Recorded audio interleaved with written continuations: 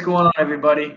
Jonathan here with my co-host Dave, and we wanted to kind of tell you a little bit about a strategy that I know I've been doing for a while, and it really helps. And I'm sure Dave does this every morning, but doing the hard stuff first, right? So, Dave, you want to touch on that, and then I'll kind of bring it home. Yeah, definitely. Jonathan, thank you. What's going on, everybody? Hope y'all are having an awesome start to this week. But the importance of not only doing the hard thing first, but in general, doing things that suck, right? To get you to where you need to be. I gotta admit, like, and I'm sure everybody can relate to this at some point. You get a sense of comfortability.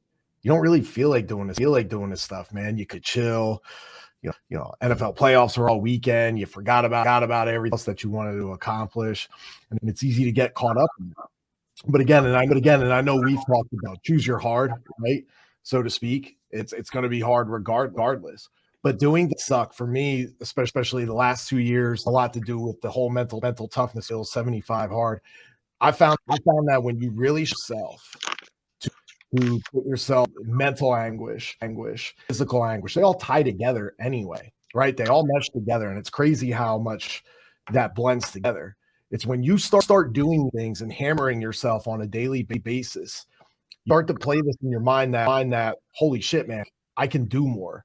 I can accomplish more. Yeah. It's not that this is hard, but this isn't that far out of reach, right? Yeah. So when you're putting those things in front of you and in your mind every day, like, bro, I started 75 hard, right? And it is snowing here. Dave, I love what you're doing. Do me a favor. What's up? Stop talking like a bobblehead, because every time you move away from the mic, it's repeating. Boop, boop, boop. We'll get it a little, sir. Thank you. Let's see. Much better. I'm an excited case, man. This is why I love it. When you get me on here, you start getting me.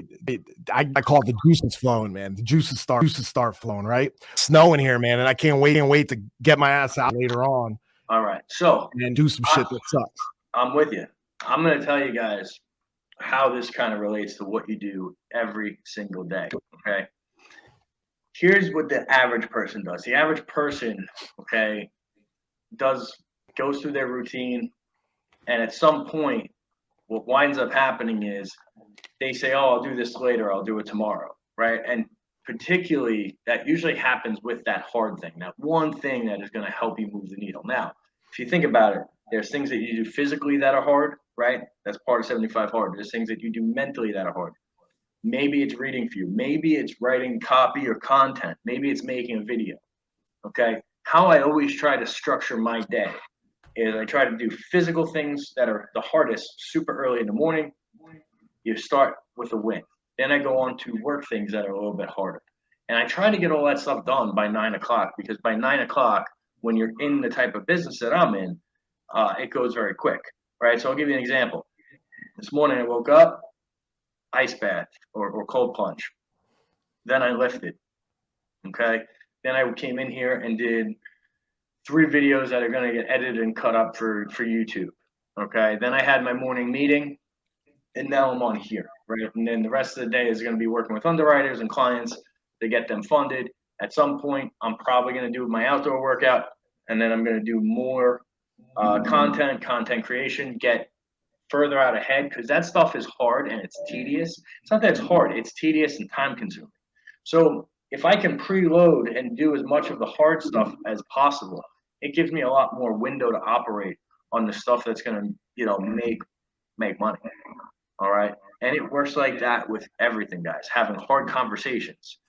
Think about it. Have you put off a conversation for days and days and days that was hard and that was important and that was meaningful? And then all of a sudden you have that conversation and, it feels like a weight has been lifted, right? Or there's resolution. But leading up to that, the longer you put it off, the more anxious and stressful it became.